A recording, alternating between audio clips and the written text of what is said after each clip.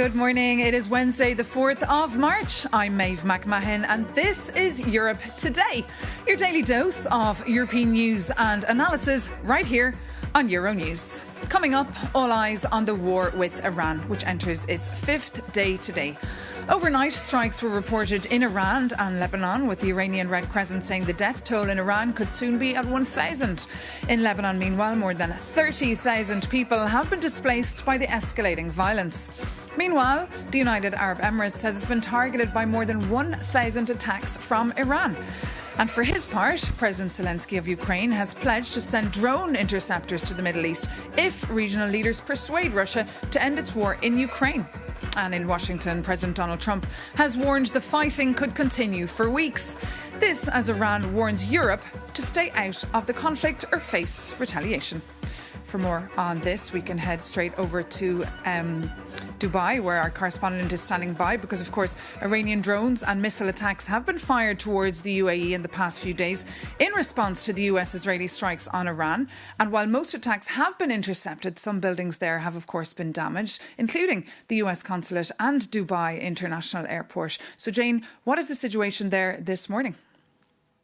Good morning. As you mentioned, the US consulate here in Dubai Creek was hit overnight by a drone, resulting in a fire.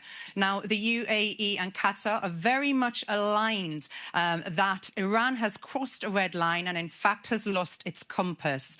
The other breaking news overnight was that two Iranian sleeper cells were arrested in Qatar. And this will obviously send ruffles through the security community that there could be other Revolutionary Guard operatives active in other countries. Now, the Ministry of Foreign Affairs here in Dubai and also in Doha held press conferences yesterday, reassuring people that they have enough air defence ammunition to protect the countries. And of course, Jane, we announced this repeatedly to the public, and we want to reassure the public again. And if they hear pops and sounds coming out of the sky, that's actually a comforting sound. It's a comforting noise. What it means that the air defense system is functioning properly to intercept, destroy all of these threats. Silence is actually not good. Very disconcerting there, Jane, for people in Dubai. We all know Dubai, of course, as a magnet for both tourists and investors. Tell us, what about the people who've been stranded there in Dubai for the last couple of days? Well, of course, those repatriation flights are continuing out of DXB Airport. In fact, I had a friend who were on the DXB to London flight at 7:45 this morning. They told me it was pretty fluid going through the airport, very organised, which is pretty amazing considering, as you mentioned earlier, the airport was struck twice over the weekend on Saturday night into Sunday morning. Now, the other interesting thing that we're seeing here, it's not just people leaving the country. We are seeing repatriation flights back into the UAE as people wish to return home. OK. Jane Witherspoon, thank you so much there for that live update from Dubai. We'll keep, of course, a very close eye on the situation. Now, speaking alongside the German Chancellor Friedrich Merz in DC, President Donald Trump threatened to end trade ties with Spain, citing a lack of support over the European Union and Israel, or over the US and Israel attacks on Iran. Pedro Sanchez's socialist government said the conflict was unjustified and illegal. For more on this story, we can bring in our very own EU editor, Maria Tadeo, who's actually in Luxembourg for us this morning, reporting from the European Investment Bank talks. So, Maria, quite an escalation now between the US and Spain. Is there a ramp-off anyway, or any way to de-escalate here? Well, look, at this point, yes, the president of the U.S. lashed at Spain yesterday, saying that this is a country that has not been supportive in this military operation. Also, remember at the start of the week, the Spanish government said that it would not allow the bases located that belong to the U.S. in Spain to be used in this operation. And then went on to say, ultimately, at this point, I will instruct the U.S. Treasury Secretary to cut all ties with Spain. That is the equivalent of an economy minister, of a finance minister when it comes to the European Union. Of course, before we get into the details, Maeve, I think at this point, let's recap what happened last night, and then we can go into details. Spain has been terrible. In fact, I told Scott to cut off all dealings with Spain. Spain, first of all, It started when every European nation, at my request, paid 5%, which they should be doing. And everybody was enthusiastic about it, Germany, everybody. And Spain didn't do it.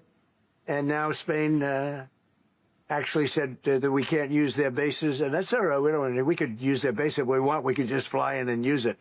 Nobody's going to tell us not to use it. But we don't have to. But they were unfriendly. So we're going to cut off all trade with Spain. We don't want anything to do with Spain. And that was, of course, the president of the U.S. saying he will now instruct what seems to be a sort of trade embargo on the country. However, yesterday night, sources close to the Spanish government told me that they believe that Spain is a reliable ally to NATO. They also said that there is a mutually beneficial relationship between the U.S. and Spain. If the United States wants to change that unilaterally, they will have to comply with international law. The fact that these are private companies operating among the two sides, and also the fact that there is a standing deal between the U.S. and the European Union. Sources close to the Spanish government also told me that at this point, Madrid does not seem to be panicking, ultimately saying if there are any repercussions to businesses at this point, they believe they can shield them with aid, but also by diversifying the supply chain. Nonetheless, of course, this is a very political story at this stage. For companies, it is a source of uncertainty. We know the Spanish Prime Minister will address the media at 9 p.m., but it is also political, and I would note, to an extent, also suitable for both. For President Trump, this is a message to his audience, but also the Spanish Prime Minister, this is also a message to his audience saying, I am the progressive man on the left, and I will face, if I have to, the President of the U.S. OK, Maria Tadeo, Euronews' EU editor there live from Luxembourg. Thank you so much for that update. We will come back to you a little bit later, though, in the programme. But now, EU heads of state and government are not planning any emergency EU summit on Iran for the time being. But the new Dutch Prime Minister, Rob Jetten, did pay a visit to the EU capital to introduce himself to the political establishment. Euronews' Jorge Lebrero asked the new Prime Minister what impact the war was having on the European Union and if there were any plans to hold emergency talks. Obviously, the Iran war can have a big impact on strategic reserves, not only in Europe, but also in Asia. So we have to prepare ourselves for any case that this war will continue for many more weeks and impacts also the strategic reserves in the Netherlands and abroad. I think the broader concern is what this war and everything that's going on in the Strait of Hormuz is going to affect in terms of pricing. So that will be obviously a part of the agenda in the council meetings. Rob Jetten there, the new Dutch Prime Minister, a new face on the EU circuit, alluding there to the importance of the Strait of Hormuz. For more on this, our reporter Jakob Janis has been taking a closer look at why exactly the Strait of Hormuz is so strategic for global trade. At Euronews, we usually report big politics, but this time your reporter wants to ask a different question. How the Middle East conflict will affect your wallet? Recently, following US and Israeli strikes, Iran has moved to block the Strait of Hormuz. And what you need to know is that this is the ultimate geopolitical choke point, connecting the Persian Gulf to the open ocean. Let's investigate the economic impact. Let's start with an easy question. Do you have a car? Because 20 million barrels of oil squeeze through this narrow strait every single day. And as drone attacks halt major shipping, global oil prices have surged. This means immediate price hikes at the pump and rising supermarket inflation, since shipping everyday goods will simply cost more. And what about your house? Because the strait is not just for oil. A massive portion of global LNG relies on this route. And following the attacks, Qatar halted its LNG facilities, sending European gas prices up to the moon. And since Europe needs this gas for heating and electricity, expect higher household bills. Finally, the timing could not be worse for Europe, as the continent now relies on shipped LNG. And as European reserves are dangerously low right now, a sustained blockade leaves the EU exposed to high price spikes. And that's not great. And climate activists argue this crisis exposes the true weaknesses of a world chained to fossil fuels. They are pushing for a faster shift to homegrown renewables to escape the geopolitical shocks exactly like this one. However, until that energy transition happens, it seems this tiny maritime choke point will dictate the cost of living for you and for me. Jakob Yanis there reporting for us on how this conflict, the longer it persists, the higher wholesale costs will feed through to, of course, our household bills and indeed the wider economy. For more on this angle, we can cross now back to Luxembourg to the European Investment Bank, where Euronews' EU editor Maria Tadeo is standing by for us. Yes, Maeve, good morning. We are here in Luxembourg at the annual European Investment Bank conference, A Stronger Europe in a Changing World. And to debrief, we are joined by the president of the bank, of course, and that is Nadia Calvino. Thank you very much for joining us today. We just heard on the show, however, this is a complex moment for Europe. Gas prices went up 50% on one day, added another 30% on a second day. Energy is the weakest point for the European Union. You talk about a stronger economy. Can Europe really stay strong in this very volatile context? I think that the current escalation of the conflict in the Middle East makes it more urgent than ever that Europe reinforces its strategic autonomy, whether it's in the area of energy or security and defense. In the last 4 years, since the beginning of the war in Ukraine, Europe has become much more resilient, much more independent. European companies have proven to adjust and to be flexible, to adapt to these changing conditions. And so I'm confident that this time around we will also be able to tackle this challenge. But do you worry, however, that this could, of course, there's many uncertainties and it's unclear how long this war is going to go on, or even if Europe will have to participate in a more active way. But are you concerned, perhaps, as this is another energy shock to a European Union already shocked from this escalation of prices in gas and cutting away from Russia? Is that something that you worry about at this stage? But, it's not only about Europe. I think that war is destabilizing the global economy. Tensions, conflicts that we're seeing in these last years are obviously not conducive to a framework and to an environment of stability, peace and investment. So as European Investment Bank, what we do is obviously to support strategic investments in Europe and also contribute to a more peaceful, more stable world around us. And of course, yesterday in your speech in which you said Europe needs to go bigger and now much faster too, it is clear there's a connection now with the economy, the single market, and of course, defense. You can play that double feature and that double role with the European Investment Bank spending more money in loans into defense. Is that something where you believe this year you could become that defense bank? Many around the table in Europe want you to do that. Well, 2025 was a turning point for the European Investment Bank in terms of financing security and defense. We already reached 5% of our finance inside the EU devoted to this sector. We have a very robust pipeline of projects. We will continue on the same track, but each player needs to play its role. We're not the defense ministry, so the European Commission, the European Defense Agency, NATO. So you don't see yourself as a defense bank. You see yourself as a multiple bank. You don't want to be the European Defense Bank for a European security union, perhaps. That's not what you see your role being at this point. We are the European Investment Bank, so we are the financial arm of the European Union, contributing, putting the money where our mouth is, and supporting European priorities. And you've had a lot of CEOs in this conference. One of them is, of course, Mistral, the artificial intelligence unicorn. Now, big hope for the Europeans to stay in the game. What are CEOs telling you that they need from you? Ultimately, it is about the companies.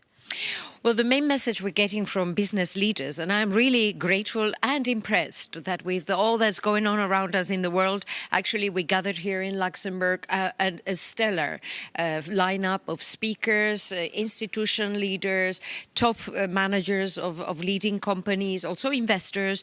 It's really the exchanges we're having are extremely productive and rich.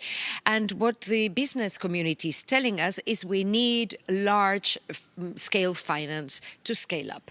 Europe has leading technologies, incredible talent, research capabilities, also a very vibrant ecosystem of startups and growing companies. What we need is large-scale venture debt, venture capital investments that can allow these companies to grow into global leaders. Because otherwise they list in America, they go to New York. And speaking of America, however, I have to ask you just as a final question. Of course, you've had a long career working in the European Commission. You also served as finance minister and economy minister in Spain under the government of Pedro Sanchez. Obviously, there's now a lot of tensions between the two sides. I'm sure you saw the news yesterday, full embargoed on the Spanish economy, according to the U.S. president. Do you have any reaction?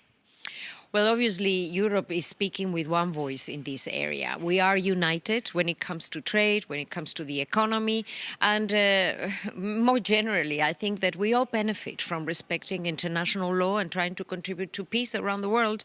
This has served us well for the last 80 years, and we should continue on that track. The European Union is a force for good, a force for stability, for win-win partnerships, for peace, and I am quite sure that we will continue to try to de-escalate current tensions and find positive ways out. Well, let's see about that de-escalation. Thank you so much, President, for joining. And of course, Maeve, this forum continues now. Back to you. Thank you so much, Maria Tadeo. And of course, to your guest there, Nadia Calvino, the President of the European Investment Bank. But now for the view from the United Nations. Coming up, we'll be joined by Jorge Moreira da Silva, the United Nations Under-Secretary General and the Executive Director of the UN for Project Services. A former politician back home in his native Portugal, Jorge Moreira da Silva also had a stint as a government minister and is a former member of the European Parliament. So good morning, Jorge. Thank you so much for joining us here. Look, can the Middle East cope with yet another conflict? No, and we can't live in an era of rock and hard power. The UN Charter is the way forward, and the chart of the UN clearly says that the member states must find within diplomacy the way to settle their disputes, and that's why we condemn. Diplomacy is not working now. Who and how can this war be ended? It must work, and that's why it's important that everyone puts pressure on the right side, and the right side is bringing parties back to the table and to ensure that we cease these hostilities. Because, as you said, another war on the top of a region that is already highly fragile will have effects that are unpredictable. Look, a few months ago we were talking about Syria, Lebanon, Yemen, Gaza. Can we imagine what will be the impact, not only globally, as we just heard from Nadia Calvino, but in the region, particularly for the people? 90% of the people in Syria live under poverty. 40% in Lebanon live under poverty. 40% in Iran live under poverty. In Gaza, there is a tragic humanitarian crisis. So this new tension in the Middle East will have, as always, disproportionate effects on the poorest. It always affects more the poorest. And we've seen thousands of people already fleeing Lebanon. Should we expect to see more movements like this? Yes, I think that unfortunately forced displacement and the refugee crisis are always triggered by conflicts and fragility. And is the European Union ready for that? I think that nobody is ready for that, and that's why rather than addressing consequences or entering into scenarios about what will happen in case there is forced displacement, what will happen in case there is a massive impact on the energy sector, I think that we need to do whatever we can to de-escalate, to stop hostilities. And in the meantime, it's also important to respect fully the international law. Namely, this war was just initiated a couple of days after the big launch of Donald Trump's Board of Peace in DC. What's your view of the Board of Peace? Is it undermining your role at the UN? Well, our position at UN about the Board of Peace is very clear. It's framed within a Security Council resolution. That's why in the context of Gaza, because the Board of Peace is in the context of Gaza, that it was framed in a Security Council resolution, is opening discussions about reconstruction in Gaza. But the problem is, I visited Gaza months ago. I visited Gaza already 3 times in the last 28 months. And what I'm hearing from the people in Gaza is not expectations about reconstruction.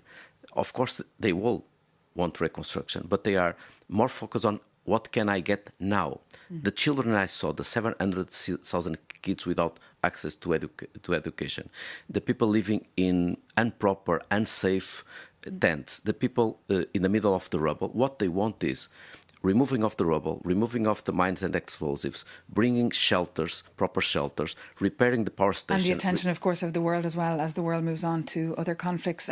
George, we'll have to leave it there. Thank you so much for coming into us here on Euronews and speaking to us on Europe Today. And thank you so much for tuning in and joining us here on Europe Today on Euronews, as always. For more news and analysis, always you can visit euronews.com. Take care and bye for now.